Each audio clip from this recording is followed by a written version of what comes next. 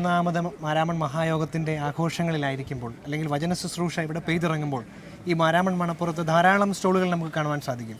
എന്നാൽ ഈ വർഷം മലങ്കര മാർത്തോമാ സഭയുടെ കോട്ടയം വൈദിക സെമിനാരിക്ക് പ്രത്യേകമായ ഒരു എക്സിബിഷൻ സ്റ്റാളൊക്കെ ഇവിടെ ക്രമീകരിച്ചിട്ടുണ്ട്.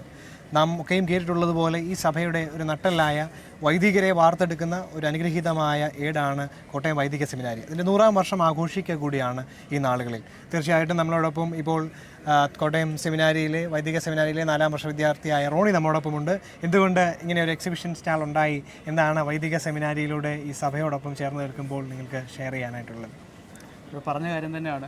സെമിനാരി ആരംഭിച്ചിട്ട് 100 വർഷമാണ്. 1926 ആരംഭിച്ച സെമിനാരി 6 വിദ്യാർത്ഥികൾ ആരംഭിച്ചു. എന്നാൽ ഇന്ന് 1000-ലധികം അച്ഛന്മാരെ മാർത്തോമാ സഭയ്ക്ക് നൽകിയ ഒരു പുണ്യഭൂമിയായിട്ട് സെമിനാരി മാറിയിരിക്കുകയാണ്.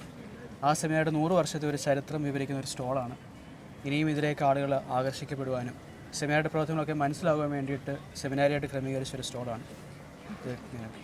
ഈ വൈദിക സെമിനാരി ആ സ്ഥലത്ത് ഇപ്പോൾ കാണുന്നൊരു സ്ഥലത്ത് എനിക്കൊന്നും മറ്റൊരു പേരിലായിരുന്നു അറിയപ്പെട്ടിരുന്നതെന്ന് തോന്നുന്നല്ലേ?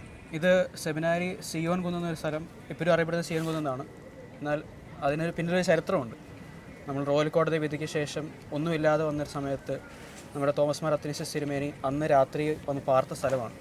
എന്നാൽ പിന്നീട് ആ സ്ഥലം തന്നെ നമുക്ക് സെമിനാരി പണിയുവാനായിട്ട് സെമിനാരി സ്ഥാപിക്കുവാനായിട്ടും നമുക്ക് നൽകുകയാണ്. പൂടിയിൽ കുടുംബം നൽകുകയാണ്. അതാണ് സെമിനാരിയുടെ ആ ഒരു സ്ഥലത്തിൻ്റെ പ്രത്യേകത. ഈ 100ാം വർഷത്തിലേക്ക് അടക്കുമ്പോൾ വൈദിക സെമിനാരിയായി മുമ്പോട്ട് വെക്കുന്ന എന്തെങ്കിലുമൊക്കെ പദ്ധതികളുണ്ടോ?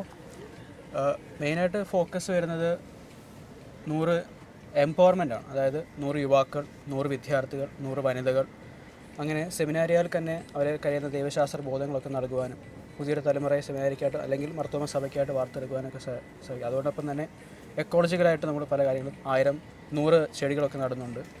വ്യത്യസ്തമായ രീതിയിൽ സമൂഹത്തോട് ഇടപെടുവാനായി 100ാം വർഷം നിങ്ങൾ ഉപയോഗിക്കുകയാണ് ചെയ്യുന്നത്. തീർച്ചയായിട്ടും ഈ എക്സിബിഷൻ സ്റ്റാളിൽ വരുവാനും നമ്മുടെ സഭയുടെ ചരിത്രത്തിൻ്റെ ഏടുകളിലൂടെ സെമിനാരിയെ കൂടുതൽ അറിയുവാനും സാധിക്കട്ടെ. നിങ്ങൾക്ക് എല്ലാവർക്കും നല്ല ആശംസകളേകുന്നു. ഈ സഭയുടെ നല്ല വൈദികരായി തീരുവാൻ നിങ്ങളെയും വലിയവനായ ദൈവം സഹായിക്കും. DSMCയുടെയും സഭാ മക്കളുടെയും പേരുള്ള ആശംസകൾ. Thank you.